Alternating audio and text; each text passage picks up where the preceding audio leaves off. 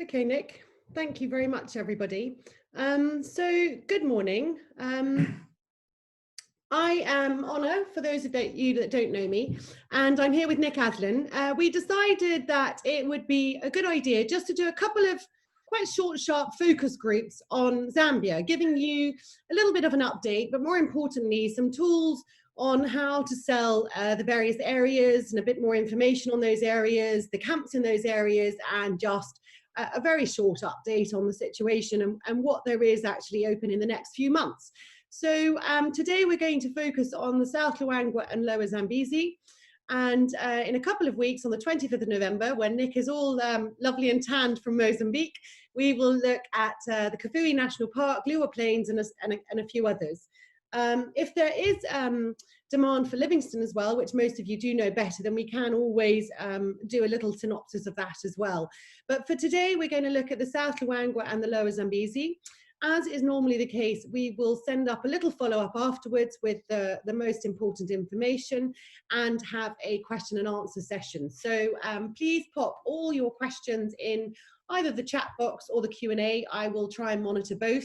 And without further ado, I will hand you over to Nick, who will try and share his screen. And if that doesn't work, I will. So Nick, over to you. Thank you.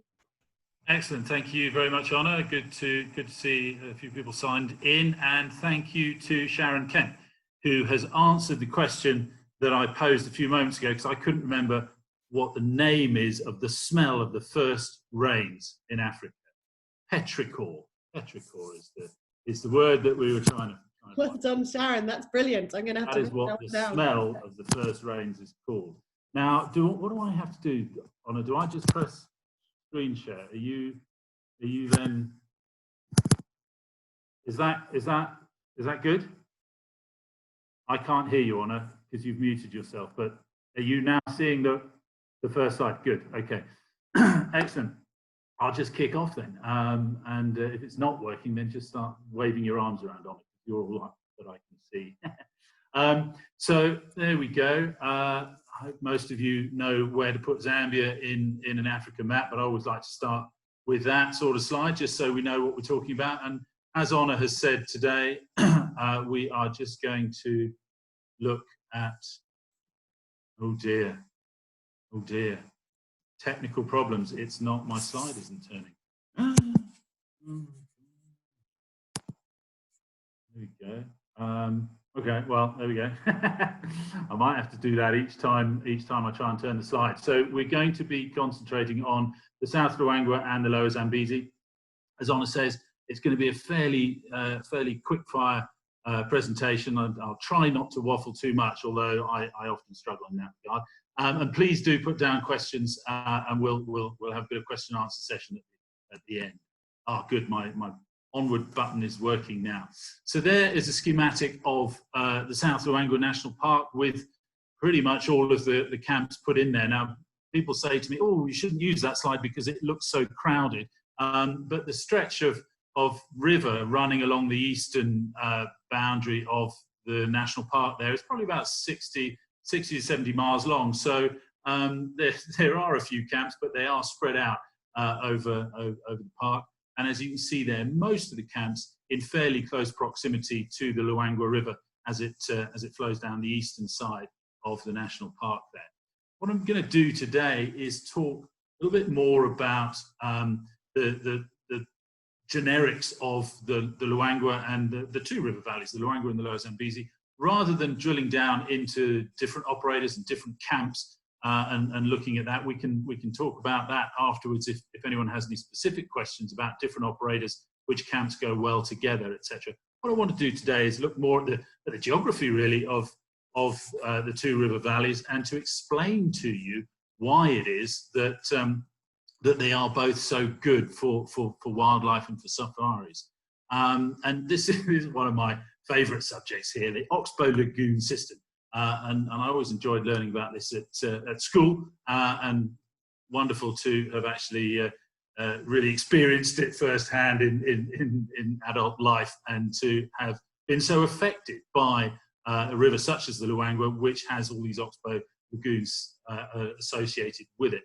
And the reason I talk about these oxbow lagoons, which is the meandering of the river down the shallow gradient of the river valley, is because it in itself is the singularly most important element to the Luangwa Valley and to why it has such a high carrying capacity, meaning that it can be host to as many animals as it is. It's quite a remarkable river valley, and these oxbow lagoons are crucial to that. So the river flows slowly, gently down the river valley, and as it does, it winds backwards and forwards, and eventually will cut off the corner that it has created. And the bottom slide in this picture shows the new course of the river, and then in the distance you've got the old course of the river, which is now an oxbow lagoon, and when that has water in its lagoon, when it's dried up, we call it a dambo. And this picture here is just absolutely classic Luangwa. You can see the river snaking backwards and forwards, and you can see in this picture alone a number of the old courses of the river, these oxbow lagoons or dambos. And these are littered on both sides of the river for several kilometers, and that is what we call the riparian belt, the area each side of the main Luangwa River that has been affected by the movement of the river. And that is full of these very rich alluvial loam soils, creating great mixed habitat vegetation for in the trees and the forests, and also a lot of grazing lawns as well. And that is where most of the animals live, in close proximity to the main river, and that's clearly where we build most of the safari camps as well. So that's just a wonderful picture there of the Luangwa, and to explain to you exactly why it is that there are so many animals that live close to the river itself. As part of that creation of the oxbow lagoon systems, which accentuates in the rainy season, which is coming up just now, is the annual flooding of the river and all of the territories on either side. That riparian belt that I just mentioned floods each year. So the bottom picture here is of a flooded ebony grove, and we boat through these, absolutely phenomenal during the rainy season. The picture on the right gives you an idea of how green the valley can be in the rains and what the Luangwa River looks like when it's full of water. And indeed, there's water all around the river system. All the oxbow lagoons are full. So that annual flooding and overflowing of the river is what adds to the richness of the habitats in close proximity to the river. That's why there's so much game there. That picture I just put in because I love it. It's so Luangwa. I was just looking through my files yesterday, looking for a couple of pictures, and that one jumped out at me. It just, that shot could be taken nowhere other than the South Luangwa National Park. It's very typical. Dry season, that's pretty much what the river would look like now, just before the rains hit in. So that's the geographical sort of elements that I wanted to talk about with regard to the Luangwa. Most of you will be a little bit more aware of the special elements of the safaris that go on there. And the river valley, the park, has earned itself a reputation of the home of the walking safari. We've been walking there for many years. Norman Carr started the concept back in the 1950s, and we've been conducting walking safaris there ever since.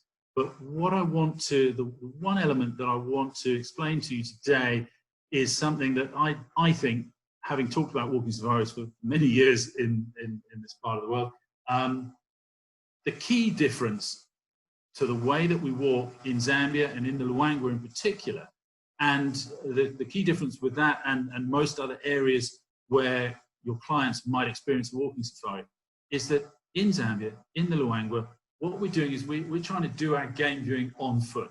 We're trying to sneak up, get up close and personal to big and essentially dangerous African game.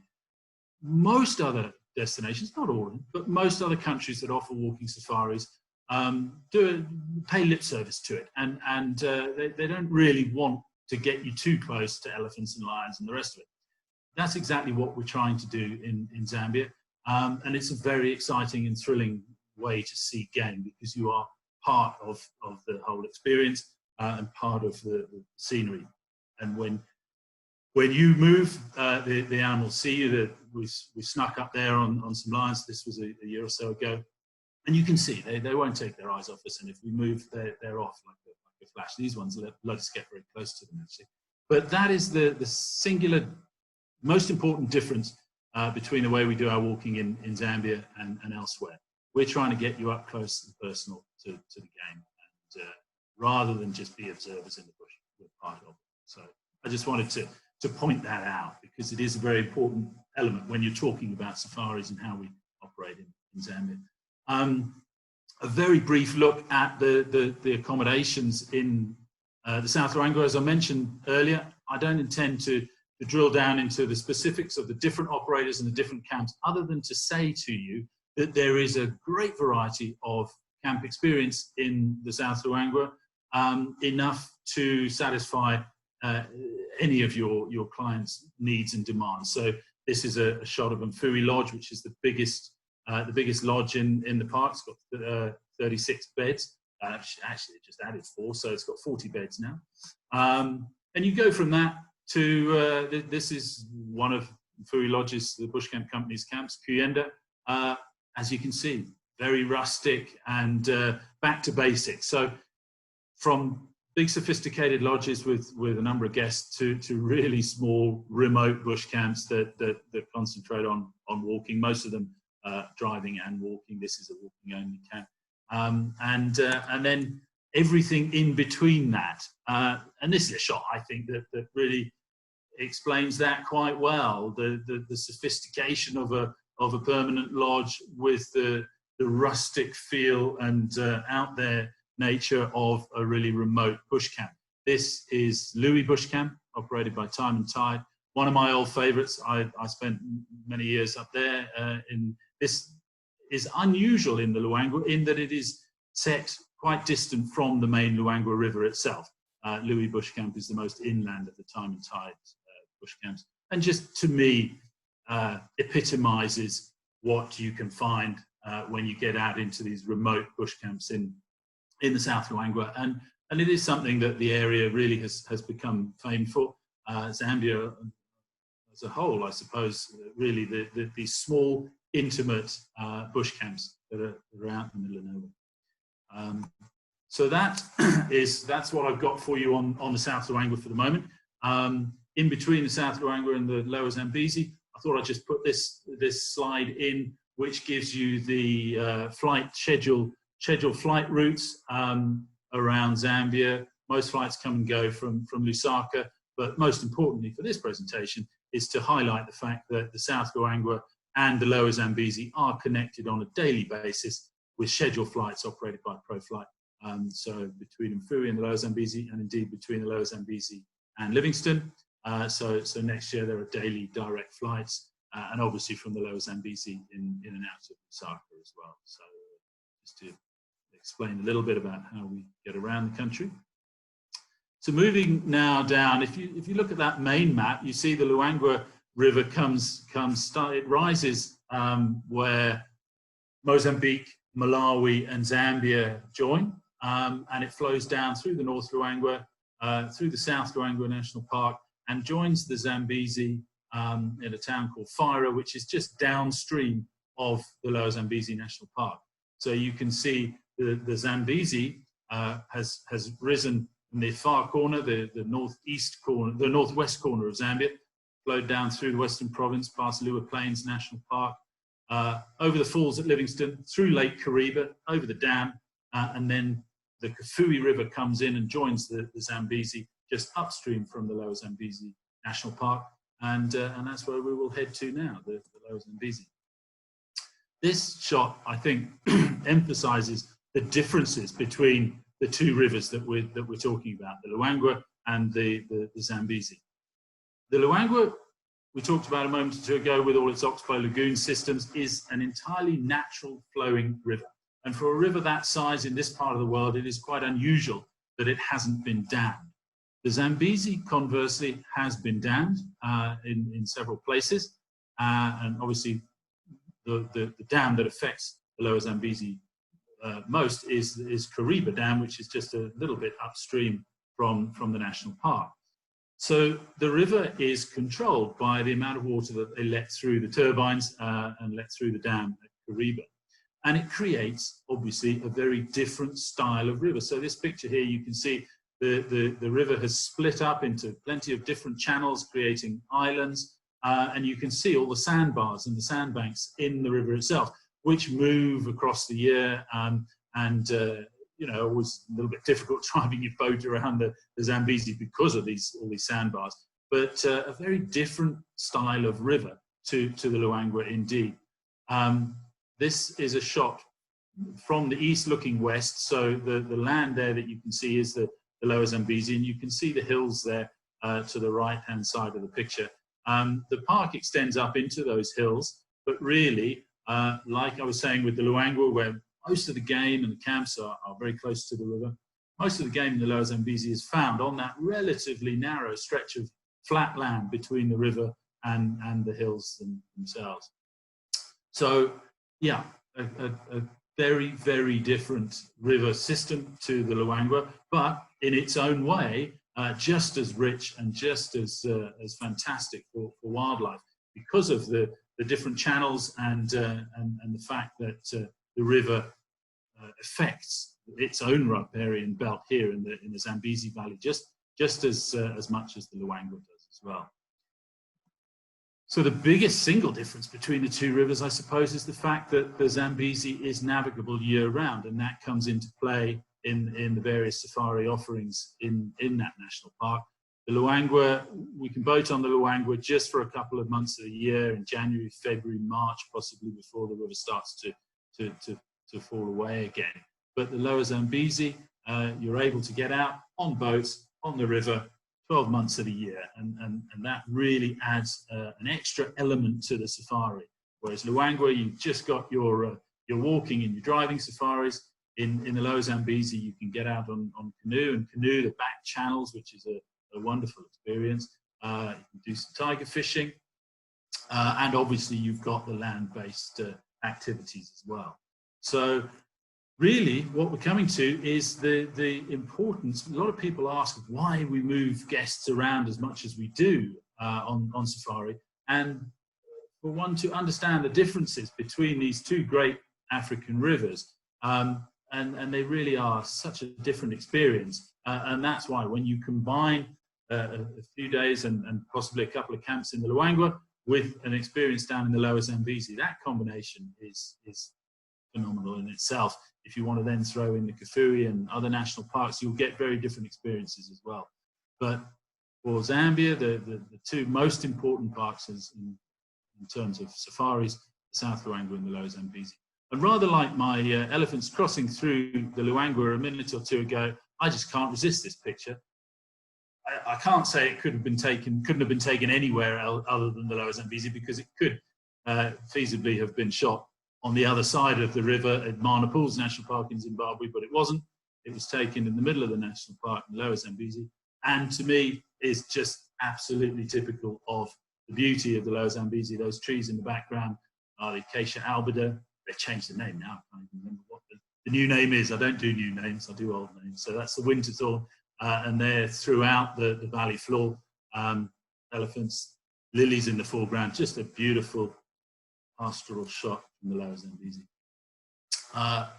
Again, shot there to just highlight the different camps. Not as many options of camps. It's a much smaller national park than the South Luangwa, so just a few operators inside the park.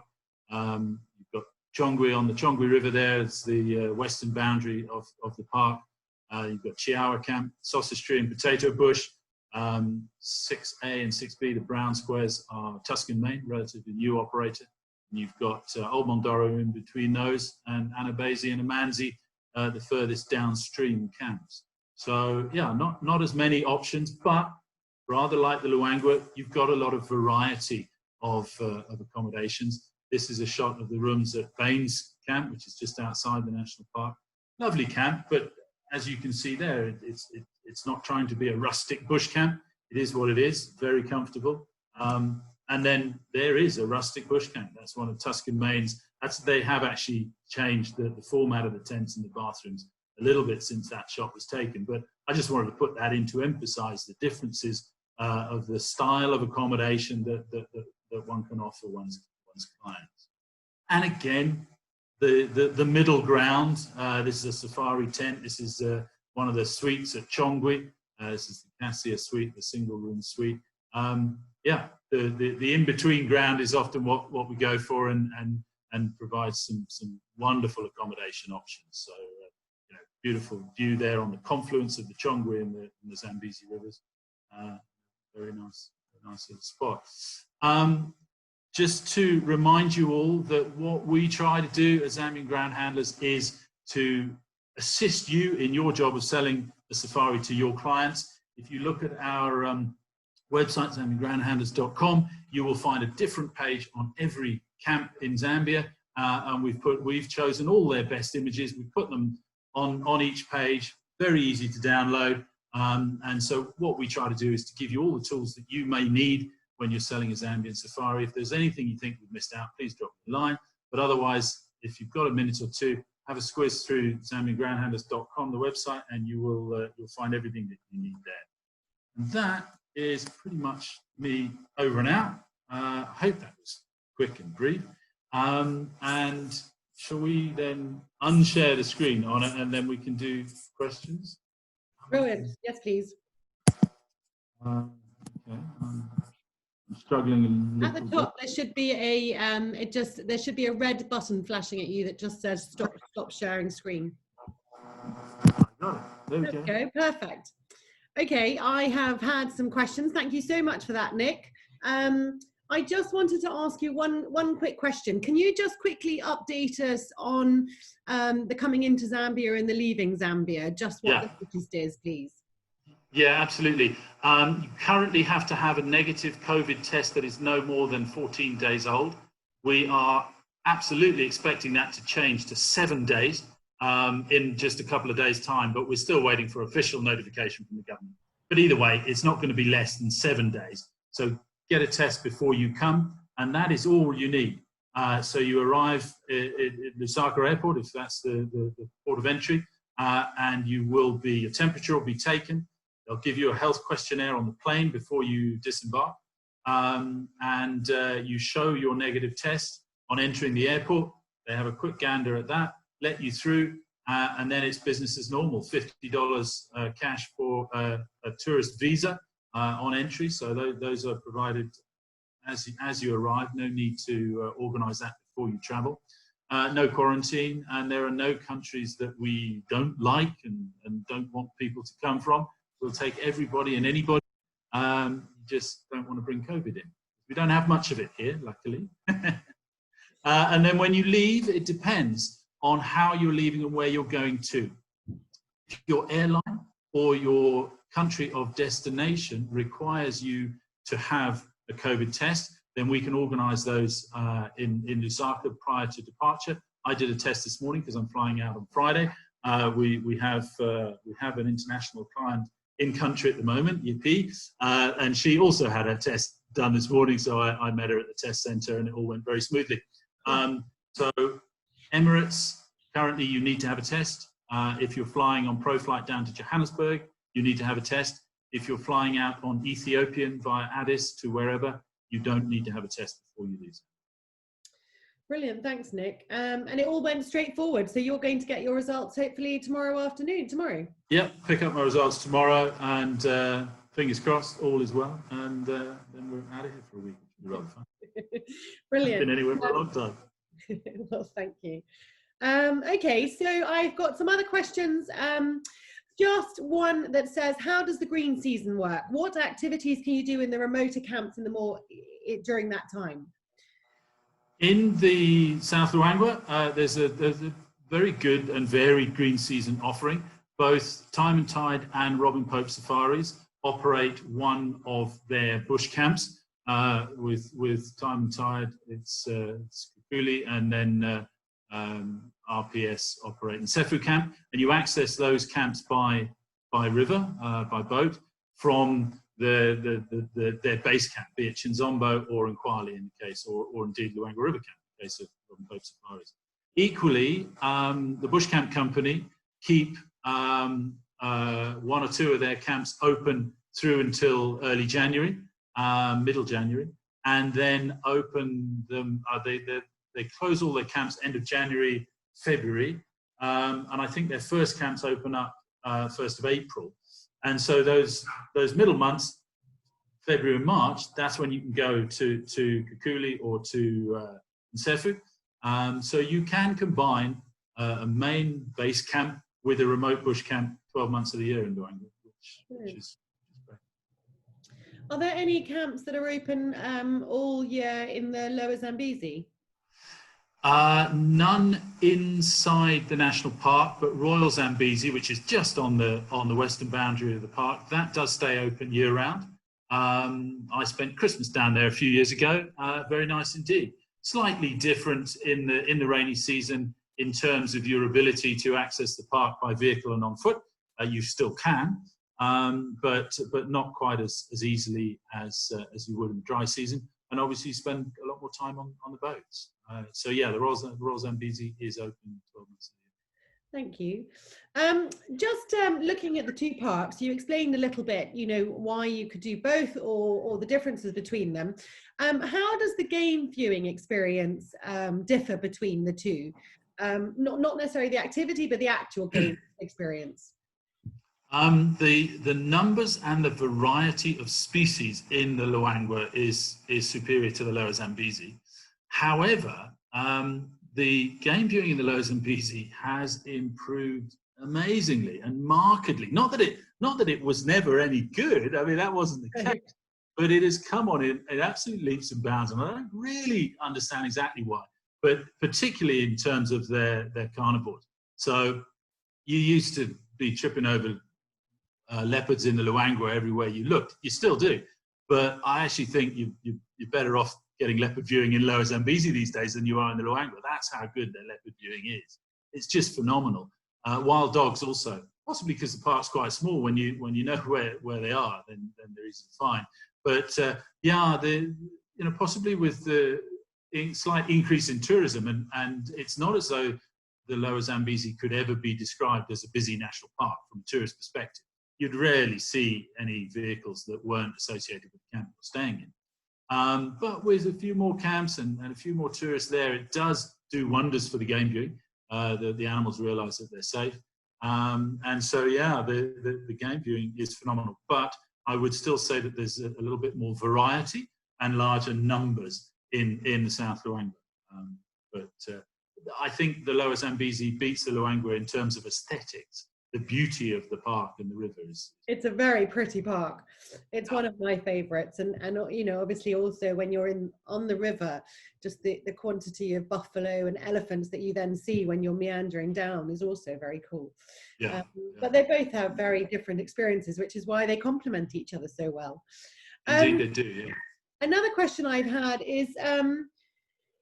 Can you do any, well, we haven't really talked about it, the community side of things. I know that a lot of camps in the South Luangwa have projects that you could potentially come and visit while you're coming in from the airport or on your way out, or if you're closer by. But what about the Lower Zambezi? The Lower Zambezi is a little bit harder to offer clients a community interaction or for them to see firsthand how their tourist dollars are being spent in the local area. And that's just because of the geography of it. The people, the communities that live close to the Lower Zambezi are all upstream, and it's quite a drive from the camps inside the park to get to the villages and the community sites. There is Conservation Lower Zambezi that is set just close to the Chongwe River, it's in between Chongwe Camp and the Royal Zambezi. The headquarters of the conservation project down there, and every bed night that's booked in the Lower Zambezi, the operators give a voluntary contribution towards Conservation Lower Zambezi. So if you're interested to see some of the conservation efforts, then that's easy to do in the Lower Zambezi. But the community element, so it's not a problem, because most people would combine Luangwa with Lower Zambezi. It's not that the work isn't being done in Lower Zambezi, it's just a little bit harder to show it firsthand to the guests. Whereas when they spend time in the Luangwa, as you rightly say, Honor, it's very easy to drop in and see some of the projects. If anyone's got time to look at the website projectluangwa.org, that details a lot about some of the community works and things that are being done, and the charities that are being supported by the tourist dollars in the South Luangwa. Brilliant, thank you. I have a question, which is, do you have any migration phenomena in Zambia like the Serengeti? We will be covering some of this on the 25th, but Nick, go for it. Well, yeah, good question. Good question. Zambia is home to the world's largest mammalian migration, the biggest migration on the planet. And right now, it's happening right now, actually. And there are between 10 and 15 million straw-coloured fruit bats flying around Kasanka National Park. There's also a few hundred on the 13th fairway at Lusaka Golf Club as well. There's a stand of trees there. Yeah, they're all over the place, actually. And I see them flying over my garden here in Lusaka at this time of year in the evening. But yeah, there's some on the golf course. But yeah, so we've got the bats going on in Kasanka right now in November and December. There is a small wildebeest and zebra migration, relatively small compared to those in East Africa, that happens across the Luwa Plains. And so the seasons in Luwa Plains are quite difficult to hook into, but you're best off there in sort of May, June, and in November, December. And right now, if you're on the Luwa Plains now, you're seeing the wildebeest dropping their calves and wandering across the plains, really quite a spectacle. Fantastic, thank you. Another question I've had is, why is the guiding in Zambia so excellent, especially in comparison to maybe a couple of other countries? I think that might be different per country, but it's certainly strong. No, it is. It's something that we are very proud of. We work very hard to maintain a high standard of guiding, and that has been the case forever. I mean, I arrived in Luangwa in the early 90s and trained under Norman Carr, and he had been training guides there, and even back then we had a very, very solid training system, and even then we were very proud of the quality of guiding that is offered in Zambia, and it has only got better over the last 30 years since I stopped guiding anyway. But yeah, very, very good. There's a lot of training that goes on. I think I talked a little bit about the walking that we do, and the fact that we walk seriously and we try and get people up close to animals. You need a high level of training in order to be able to take guests in on foot to big game. So that I suppose is an important element of it. But yeah, just good training and something that we take very seriously and we're proud of, and as a country, and you know, so yes, I'm glad that someone highlighted that. But it is true that the level and quality of guiding Zambia is good. And for all walking, you will also be accompanied by a Zambian Wildlife Authority scout who's often allocated for the season, isn't he? So it's almost like you've got a good set of extra eyes and knowledge and skills to help along on those. Yeah, that's exactly it. And we do conduct our walks. I didn't talk about it earlier, but we conduct them somewhat differently to a lot of other countries where the guide would carry the weapon as well. So he would singularly lead a walk. We don't do that in Zambia for the reason being that should you encounter a potentially dangerous situation, as a guide, I can turn my back on a dangerous animal in order to look after my charges, which are the tourists that are walking behind me, in the knowledge that the guy with the gun is doing what he needs to do in front of me. So that's why we do that, and it's worked very, very successfully. Thank you, Nick. A different question now. Any idea how the schedules will be from Mfui to Livingston in 2021? Are you expecting changes? Yeah, I hope so.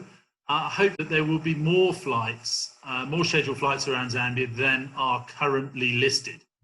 But that depends entirely on how travel goes next year. You know, if this vaccine rolls out pretty quickly and everyone gets back on track, then ProFlight are expecting to add more flights. But what they decided a few months ago, quite understandably, is that they would put on an abbreviated schedule connecting the various tourist destinations, and then watch how it goes. What they didn't want to do is put out their usual style of schedule and then start pulling flights if travel is hindered and their flights are not full.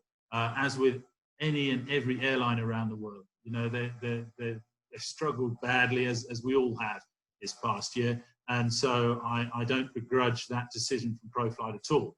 So there are scheduled flights connecting all the tourist destinations for next year.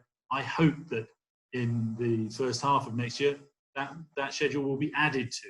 But until we know what's going on, it is what it is. So what we're doing at the moment is we're fitting all the itineraries that we're putting together for next year. We're fitting them all around the scheduled flights that are listed and taking bookings now. And if we get more options in the future, then happy days. Okay. Thank you, Nick. We'll keep our fingers crossed. I have had a question here saying, have any of the safari companies in Zambia used lockdown time to do some major refurbishments or to open any new camps? Yeah, there's been a bit going on. Chiawa camp didn't open this year for a number of the camps opened for a bit of domestic tourism. Chiawa didn't because they had scheduled a complete refurb before COVID hit, and so they've spent the season doing that and wondering where they're going to find the money from. But yeah, so Chiawa will be opening up with a bunch of brand new tents next year. The Green Safaris have put finishing touches. Well, they've entirely built their new offering in the South Luangwa, and they've also got Chisa Busanga, which was due to open at the beginning of this season, and now will open at the beginning of the 2021 season. That's on the edge of the Busanga Plains and will be the sister camp to Ila Lodge there in the Kafui. So those are two new camp offerings. Chiawa is refurbished. Anybody else? Chiawa finished off Puku Ridge, their new camp in the South Luangwa towards the end of 2019. So that is there and operational. They've also started work, they've finished plans and started work on Chicheli Lodge, which won't be operational next year, but well, they may get it open by the end of next year. But it's not really an offering for 2021 season, but they're busy working on that. So that's something to keep an eye on, certainly. Great. I was just wondering, yeah, Green Safaris have also got Shawa that will be opening next year as well. And I believe there's another one, but I'll look up to see how they're getting on. It's quite, yeah, it's exciting times. But how have in the southern part of the South Luangwa, yeah, that was always scheduled to open next year, and so I presume is still on track to open up next year. That's down in the area where Wilderness Safaris used to operate, right down in the southern. Yeah, that's it. Okay, so I've got another one. Just going back to the guides. Is that private guide training or from the state? Asks Tina Kula. It's an interesting question. We have been pushed by the state for many years to instigate a national curriculum for guide training. And we had different private sector driven syllabuses in the Lower Zambezi, in the South Luangwa and in the Kafui. And so they were responsible for qualifying the guides in those different areas. And we've received pressure, as I say, from government to have a national syllabus. And that kind of was talked about for many, many years. And then when government started to actually try and put one in place, we kind of thought, wait a minute, I think this would be better done by us. So yeah, it is privately organized, but it is a national syllabus at the request of the government. But it's organized mostly by a wonderful guide and ornithologist, Rory McDougall, who's down in Choma between Lusaka and Livingston. So he organizes it with Kyle Witten, who is the head guide and part owner of Tusk and Maine in the Lower Zambezi. So they go around. In fact, I've got notification of the different dates that they're going to be doing their training modules in the Luangwa and in the Lower Zambezi. So they go around the country training the different guides. And yeah, it's a great system. Thank you. There's another one here. Touching on the North Luangwa, is it easy to get to the North Luangwa, and how do you do this? And what are the differences between the South Luangwa versus the North Luangwa National Park? Bettina did ask also, why is the South Luangwa more popular? Yeah, they are remarkably different from each other. In fact, the two national parks, given their close geographic proximity. The North Luangwa is not as varied in habitat as the South Luangwa. It is also quite a lot more remote and harder to get to. So I think those two factors, mainly the remoteness of it, is why the South Luangwa is more developed from a tourism perspective. But it is easy enough to get to the North Luangwa, and Remote Africa Safaris, the company that can do that for you.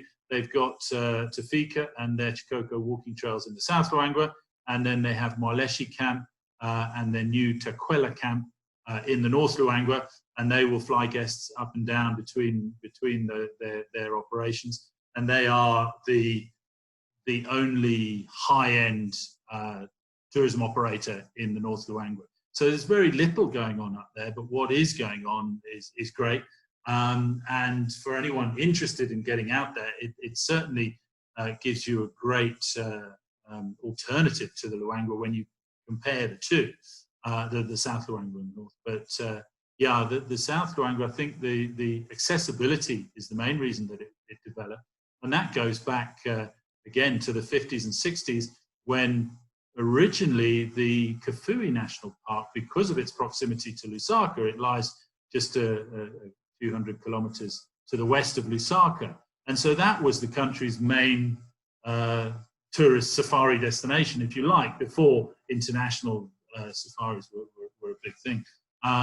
But going back to Norman Carr, he was influential in recognizing the potential in the South Luangwa and persuading the government to put an airport in there, to put electricity substation and tarmac leading from the airport into the park, and indeed a bridge over the Luangwa River. And that opened it up, and that made it possible to develop the tourism industry that we see there today. I certainly had a wonderful 3 days there this time last year. Gosh, I'm losing track. I just had one more question on the North Luangwa. Is the river also such a focus in the North Luangwa? Yeah, it is if you're in that riparian belt close to the main Luangwa. Mwaleshi camp, which for many years has been the solitary high-end offering in the North Luangwa, and indeed going back a few more years when there was another operation up there run by Rod Tedder. Those camps and Mwaleshi are on the Mwaleshi River, which is a tributary that flows down through the middle of the park and joins the Luangwa. The new Remote Africa camp, Takwela, is on the confluence of that river, the Mwaleshi, and the main Luangwa. So again, offering two different habitat experiences between the two camps, which aren't too far apart from each other, but quite different habitats. Okay, and then we just had a mention saying also you can do Luambe as well, transfers from South Luangwa through Luambe to North Luangwa. Yeah, absolutely. I mean, Luambe is a relatively small national park with one camp in it. Well, in fact, they're just building another one this year, so there should be two next year. But yeah, it's a small park that lies pretty much in between the South Luangwa and the North Luangwa on the eastern bank of the Luangwa. Okay, thank you, Nick. I think that is pretty much covering most of the questions. So if there aren't any more questions, I'm just having a quick look to see if we've covered everything. I think we have. In that case, thank you very much to everybody who has joined us today. Nick, is there anything you'd like to finish off with? No, I don't think so. Let's all just keep our fingers crossed that next year can be a little bit better than this year from a tourism perspective. Let's hope so. And also, you know, it's nice to hear that there are also 1 or 2 places that are open that people can still come and visit in December, January, February, March before the season. Yeah. Well, we haven't really touched on that at all this morning, but you know, my team and I are putting together, not a lot, but we're putting together a few trips for people traveling in December and in January. And it's worth noting, we're just putting the finishing touches on a nice trip for some people in December who are trying to get from the States to South Africa. And you can't fly from the States or from the UK directly to South Africa. However, if you come via Zambia for 10 days, then they'll let you in. So good opportunity to come do a Zambian safari and then head down to South Africa. Brilliant, thank you. We just had a quick question from, just to finish off, is Zambia working with Europe to open travel? Yeah, I actually had a meeting with the British High Commissioner here at my office yesterday to talk about that very subject, because the British government at the moment have a blanket advisory against travel to any African country, save for about 3 or 4 of the island states off the mainland of Africa. Yeah, we're trying to ask him what he can do to put pressure on Westminster, and the same questions are being asked of High Commissioners in other African countries neighbouring us, and there's been quite a lot of work being done by ATA in the UK to put pressure on the British government. Yes, we are trying to essentially get the British government to accept that we have very few cases and a low transmission rate and a robust testing system here in Zambia, and we regard ourselves to be a safe destination. We're just trying to get that word spread to Westminster. Yes, yes, and so certainly for the UK operators joining us today, there is a petition which is Open African Travel. If you Google that on ATA, there's a petition that people can sign, and we've certainly been working hard to try and get as many operators to spread the word where possible. On the EU side of things, I guess it's tricky because it's all country focused, isn't it, Nick? Have you spoken to any of the other High Commission? No, I mean, the different European countries have different travel advisories. I think a lot of them are starting to ease off a little bit, but still, it's all pretty much tied up. I'm just hoping that by the time we get around to May, June next year, that things will be a lot easier. But certainly Zambia and indeed a number of our neighbours. No one really knows exactly why we haven't been struck as heavily by COVID as most of the European countries and the US, but we simply haven't, and touch wood, long may that last. So yeah, we are a pretty safe destination. We just need to get European countries to accept that and start encouraging travel from Europe to Africa. Yeah, and get the EU to agree with it all. Okay, so thank you very much, Nick, and thank you everyone for joining us. I've had some lovely thank yous, so thank you so much for the interesting webinar. Nice to see you, Honor and Nick. Thanks for a spot on Zoom. Lots of space to come and escape.